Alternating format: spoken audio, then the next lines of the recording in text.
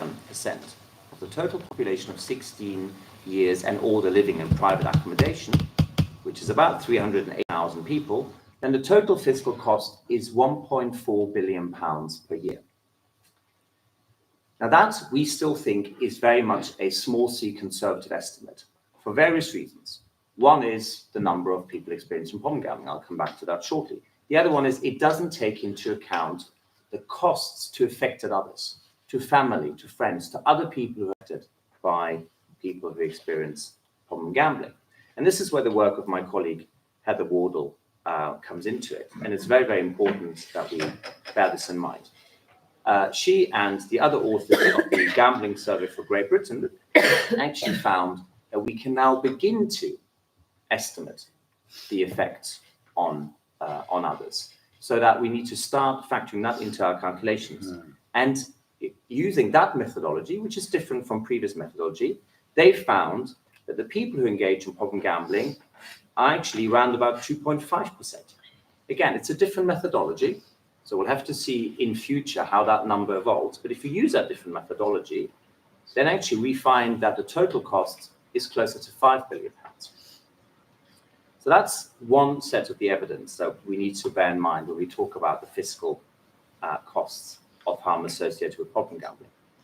Then Heather, her colleagues at the University of Glasgow, and my team of researchers at the National Institute are also doing work on how people change their behavior in response to new gambling regulation. So, for instance, we know already that the reduction of the maximum stakes of B2 gaming machines, or more commonly called the fixed odds betting terminals, from £100 to £2 saw about a 42% reduction in gross gaming yield, right? So, that is an important finding as well. But in the white paper, the overall impact of the proposed regulatory changes is a reduction in gross gaming yield of between 3 and 8% per year, which is somewhere between 329 million and 812 million. That would be retained by consumers instead of being spent on gambling. Now, as we heard from James a minute ago, the industry are saying that if that happens, people will essentially, start resorting to unlicensed gambling, to black market gambling. What we found in our work, and this is ongoing research with Glasgow and the National Institute, is that actually that's not the case. People do not switch to unlicensed gambling. They mostly save that money or they divert it to other forms of consumption. So then is the argument of the industry correct that we will be losing because there'll be fewer jobs, less economic consumption? Not necessarily, because saving today does not mean that that money never gets spent. It will get spent over time. So it's only if you take a snapshot that there will be initially an adverse effect. Over time, greater savings will have a positive economic effect. So the argument that we'll just be losing jobs and losing tax revenue is one that we need to interrogate. I will finish because my 5 minutes up, and James is a very strict chair, as you will discover throughout this panel. So the big point is to think, what then is the contribution of gambling, not just in terms of the aggregate economy, but also specifically in places that have suffered from deindustrialization, other forms of economic and social deprivation. And I think the point to make is that regeneration has to be broad-based, and it's not going to be a single sector or single industry that's going to help towns and other places catch up with more prosperous parts of the country. If gambling is going to be a part of regeneration, it has to make a positive contribution. And it cannot just be the number of jobs or the tax. It also has to take into account the harms, the cost of those harms, and what the balance is, whether at a very local level, Stoke-on-Trent is often mentioned, or at a regional level. So the idea that just gambling will help us regenerate any place in Britain is, again, one that we have to interrogate. Thank you very much. Thank you very much, Adrian. Next, we're going to hear from Baroness Twycross, the Minister for Gambling. Thank you. I'm really pleased to be here. It's actually the first time I've spoken about the brief, so bear with me because it's still early days, and I'm very keen to hear the views, your views, as well as sort of outline a bit about myself and the direction of travel. I wanted to start by paying tribute to the work of quite a lot of people in the room, and I think there's a lot of research, a lot of campaign campaigners in this space. And I think the number of people prepared to stand at the back of a room when they could be going somewhere else to get coffee is an indication of how much interest there is in this as an issue of concern. So as you may be aware or may not be aware, I was appointed slightly later than the other ministers in DCMS. And as a Minister in the Lords, I cover all policy areas in the department. So I've used the summer to get up to speed on key DCMS policy areas, not least on the area of gambling, which is my specific policy area. It's not an area of policy that I've worked in previously. It is one that we have committed to addressing in relation to gambling harm in the manifesto. So I want to reassure people who may think that we've not actually spoken about this much yet since the election, that we are going to start working through and prioritising and identifying where we're going to go over the next weeks and months.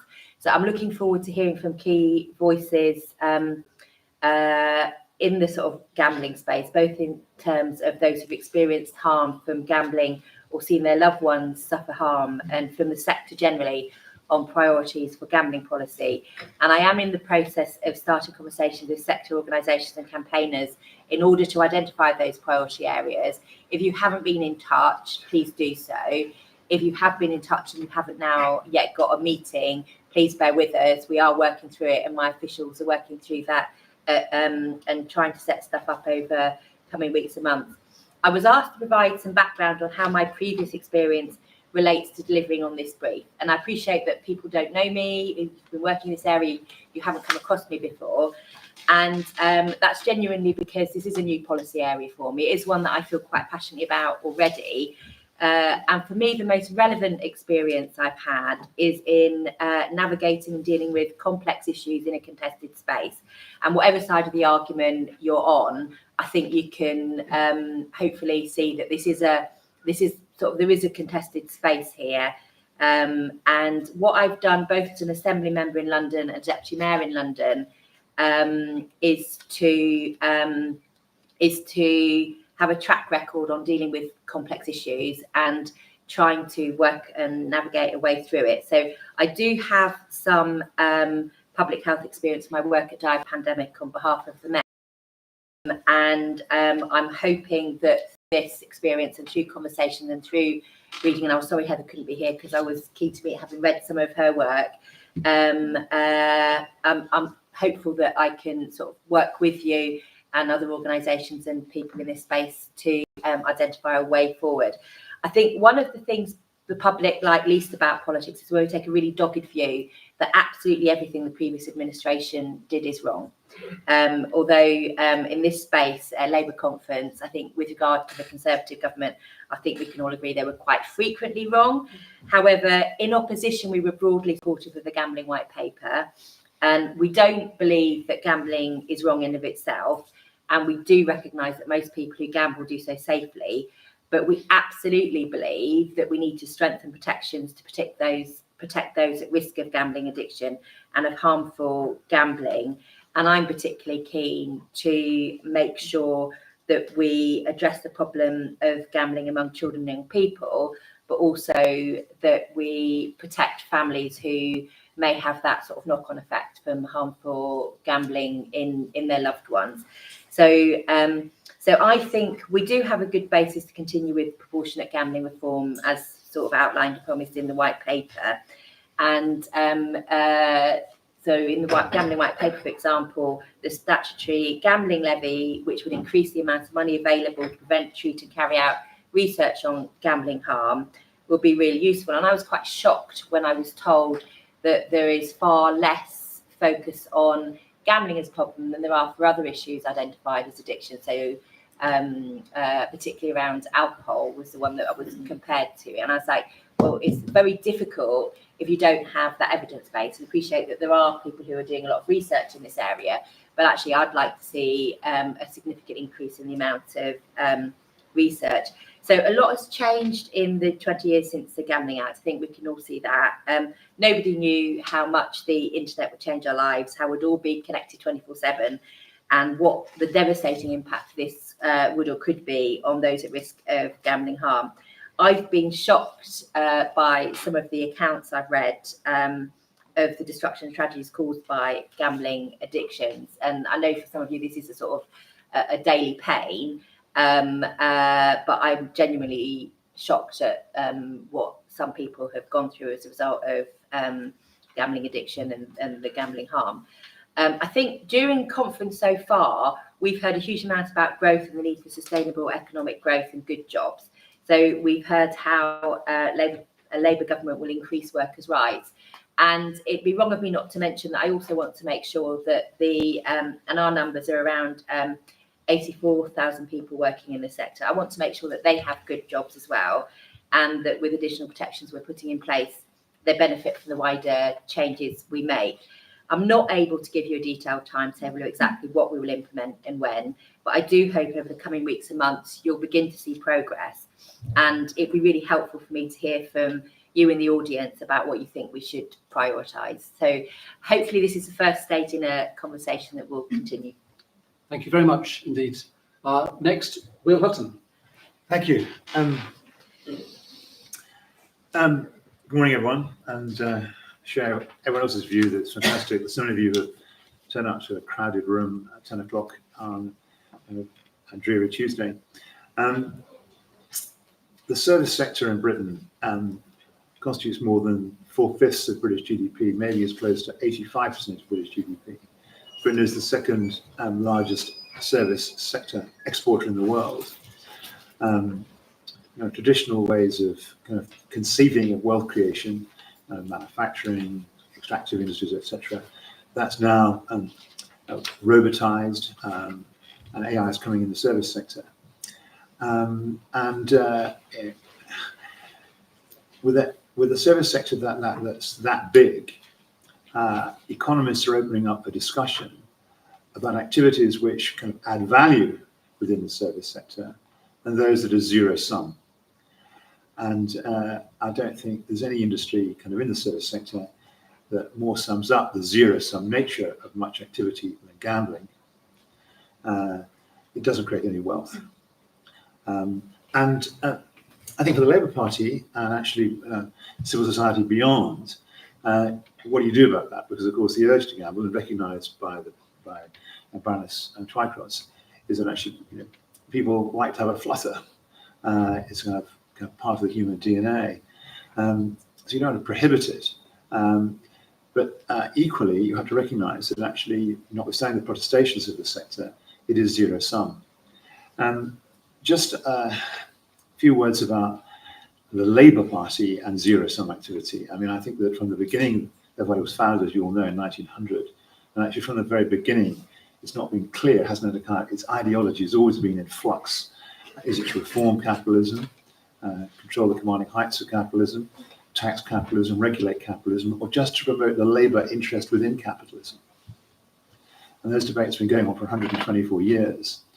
I do think that, and some of the early thinkers, particularly one R.H. Tawney, an ethical socialist, very influential in the interwar period and immediately after the war, and his traces of his thinking can be seen actually in kind of Tony Blair's thinking, and the clause 4 that the Labour Party now has, a rewritten clause 4.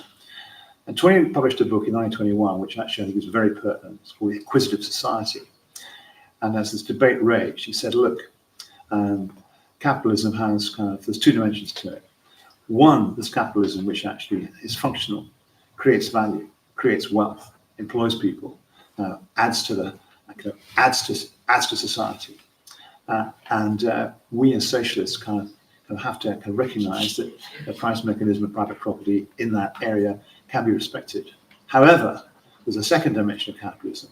We call it the acquisitive capitalism, where actually nothing is in their mind of the people who run those firms than actually acquisition, piling up wealth for no social purpose, for no grander purpose than actually self-enrichment.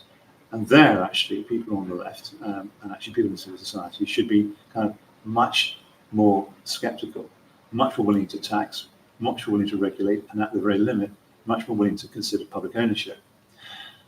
Scroll forward to kind of 2024, and actually I think that with a service sector as large as we've got, those divisions that Tawny made were so influential, by the way, on the Attlee government, and very influential on Hugh Gate School, and actually are in his very influential actually in Tony Blair when he rewriting the clause 4, wanted to kind of combine that an acknowledgement that one has obligations to the whole and regard on which every single person kind of had an obligation, whilst kind of giving individual freedoms. And that kind of very sophisticated mix, I think, should be owned by the Keir Starmer administration. And it has kind of big implications for gambling, in my view. I co-chair a little organization called the Personal Company, which tries to promote the notion that actually purpose, a commitment to great purpose, drives great companies. It gives them a North Star of kind of meaning. Strategically, it informs their values. And Britain boasts 43 unicorns, that's fast-growing companies that are worth £1 billion, more unicorns per head of population than any other country. We're doing some work at the Personal Company. Every single one of those unicorns, have yet to have this contradicted, every single one of those unicorns is animated by a great purpose. The founders of those unicorns have set out, they want to make the world better in some way.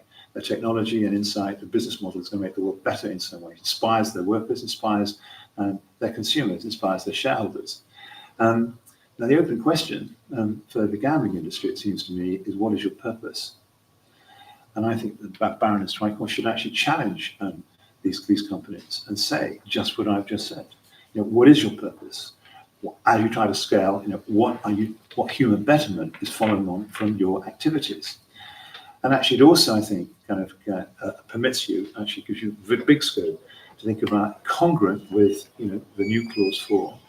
You have every right to kind of increase the taxation on the sector. We're looking for tax revenues to close this £22 billion gap.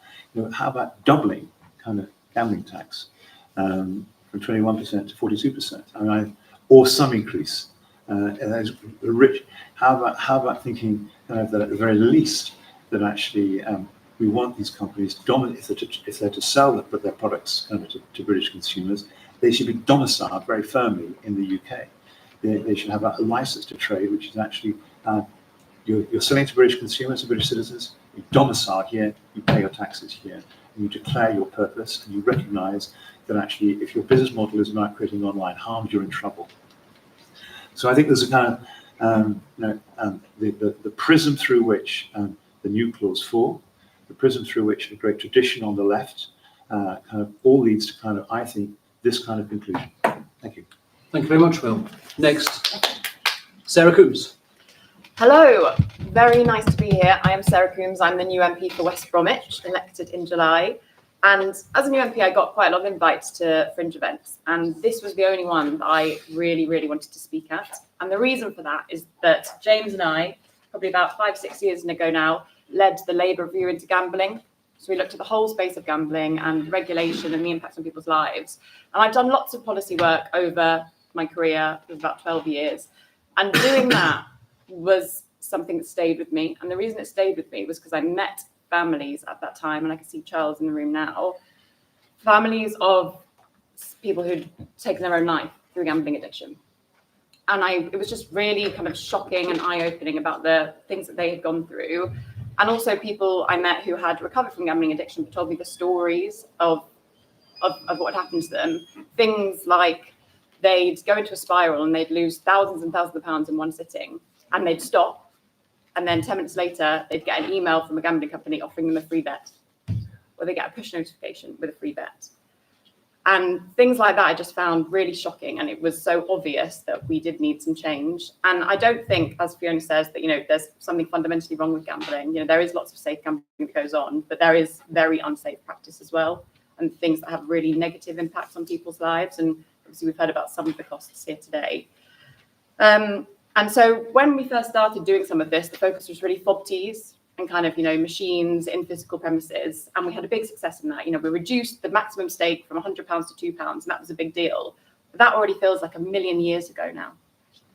And actually, lots of the harm now is online and is on people's apps on their phones. And the question for us now is, what is the right regulation to take us forward? And as Fiona says, we agreed with quite a lot of what the last government did, and a lot of work and a lot of consultation went on. And I'm sure many of you in this room fed into that process over many years. And then obviously the difficult thing happens, which is there's an election, which is good from our perspective because we changed the government. But obviously that's a difficult thing when you feel like you've made a lot of progress and you were nearly there on some things, and then the last hurdle, it didn't happen. So I've had a kind of interest in this area for a long time, and I really want to be a positive part of this in the future and support Fiona in her work. And I think there's a particular reason for me as well as an MP in a kind of deprived area, kind of deindustrialized area. And we do know that there is a link between problem gambling and deprived areas. And I think the research that I read recently showed that in the West Midlands, you're 25% more likely to experience gambling harm than the national average. And there is a link between, greater losses in poor areas. There is a link between people who have gambling addiction, among people who are unemployed or have low life satisfaction or have serious health difficulties. And so we've got to, I think, recognise all of that and work towards, making the whole piece a lot safer for everyone. And it's also been mentioned, obviously, about the enormous social costs. So if you are the partner of someone with a serious gambling addiction, and the reality is that's mostly women, it's far more likely to be a man who's got gambling addiction and a wife who experiences the serious difficulties of that. And I had a meeting with Charles's wife, Liz, a few weeks ago, and Gambling with Lives supports people who've lost loved ones. And we were talking about the number of children now who've lost fathers and have been growing up without them. And, partly because of their gambling addiction or largely because of their gambling addiction. And I think we've got to face up to that. We've got to obviously understand the balance. We're here to talk about, the economic contribution versus the harms of gambling. And, there is obviously, big kind of, contributions economically from the gambling sector. But I think we seriously need to think about how we make it a lot safer for everyone and how we really do something about the most extreme excesses, which we do still see. Thank you, Sarah. And finally, Derek Webb. Hello. I was in this room yesterday and we heard testimony from Gambling with Lives. If you hadn't opportunity to speak to them, please visit their booth in the exhibition. I'm here substituting for Heather Wardle. I'll try and talk a little bit about prevalence data. And prevalence data doesn't tell us anything about future gambling, and it doesn't tell us anything about historical gambling. It just captures what's happened in the last 12 months. And so therefore prevalence data will always be inadequate. The first presentation in Westminster of my campaign for fairer gambling with our Stop the Foxes, the room was set up by David Lammy, and one of the speakers was Jim Orford, and Jim Orford, Professor James Orford, does research with Professor Wardle, and they've done research on the British Gambling Prevalence Survey 2007-2010. There'd been secondary research done on the 2007 survey at Harvard, and they looked at what products are more addictive than others. And the methodology is that you kind of create one for all forms of gambling, and then you use the methodology to see where each form is related to the one. So therefore, the lower numbers are less addictive, the higher numbers are more addictive. So that was 2007. The smartphones weren't that smart then, the computers were still clunky, and at that time there was an outlier, and it was FOBTs, it was 4 times greater than 1. So that was part of our support to move forward with that evidence. The British Gambling Prevalence Survey was discontinued under austerity or a desire not to investigate it too seriously. And the prevalence data was put into the National Health Survey, and that was an imperfect methodology. It was landline-based, head of household interviews. Does everybody in the household answer truthfully in front of everybody else in the household? And the numbers were low in terms of prevalence. So the prevalence is, are you no risk, at risk, or high risk, with high risk being called problem gambler? but clinically it's really disordered gambling. And it's really somebody suffering from gambling harm. It's not the individual that is the problem, it's the content and their engagement with the content that is the problem. So the historical numbers that are quoted from the health service are too low, and people need to stop quoting them, and that includes specifically the Betting and Gaming Council need to stop quoting those outdated numbers. By 2022, November, the Gambling Commission said there was an equal number of participation in remote gambling, online gambling and bricks and mortar. And for the 2022 National Gambling Treatment Service client reporting, 68% of clients reported the location of their gambling was online compared to 32% bricks and mortar. So it's very clear that gambling harm must have been increasing, but the prevalence data was not telling us that. So there are now 500,000 people who've signed up to self-exclude under GamStop, which is 0.9% of the adult population. But if we think that, say, for example, 50% of the population is engaged in online gambling, then it's 1.8% of the adult population has said, online gambling, I need to exclude from it. So clearly, the level of harm is way higher than 1.8%. So we've now got the Gambling Survey for Great Britain, much improved methodology. I won't say any methodology is perfect, but it's fascinating data. The data will be sent to the data archives at Essex University, and that will be able to be made public so that all researchers can get into that data and do extra work on it. The Gambling Commission commissioned this survey, and it looks as though NatSen is going to do a few little extra dives into this work over the coming months. So that'll be very informative. Philosophically, I'm where Will is. I am a donor to Labour, and I'm philosophically in that social justice place. I'm proud to be a donor to Labour. I understand the economics that Adrian's had to put a face to try and analyse this. It isn't easy, because you're working with that lower rate of harm than you thought you were aware of. So clearly the socio-economic cost is far greater than has previously been understood.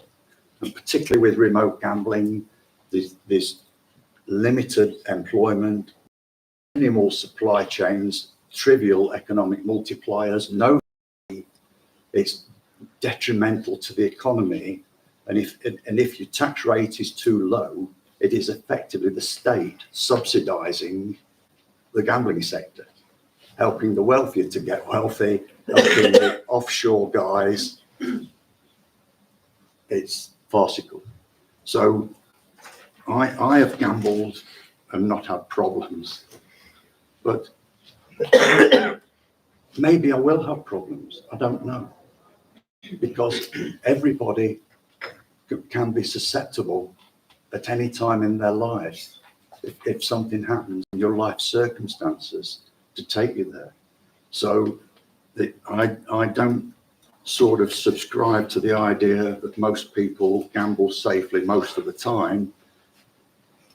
A lot of people don't gamble. Some people only play the national lottery. If you're gambling high frequency, repetitive, high engagement, you've got a very high risk that you're going to have problems. And the gambling survey data, that rate of 4 with FOBTs, that's now shown me a rate of 5 for online casino games, online slot games, fruits and slots online. So we can see where the harm is, and we have to get to grips with this subject. Thank you very much, Derek. Thank you to all of our panelists. We have very limited time. There's 25 minutes left. The Minister has to leave at 11 o'clock on the dot. And I'm sure that you all have questions. Not yet. Hold your horses. Hold your horses.